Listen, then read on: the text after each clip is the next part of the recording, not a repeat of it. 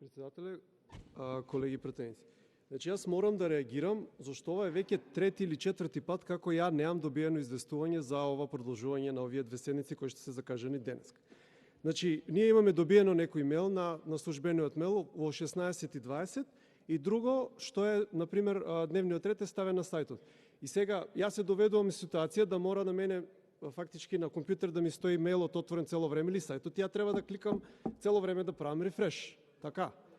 Значи, од друга страна, сега вака во деловникот нема, мислам, член што бара да речеме да бидеме известени по СМС, но како веќе востановена пракса за свикување на седници, ние добиваме СМС на службениот телефон. Така да логички, ја по таа логика, мислев и за продолжување на седници дека би требало да добиеме СМС. Ние СМС за оваа седница, барем ја добив, у скоро 22:00 вечерта, значи у 10 вечерта, у 27:57, точно.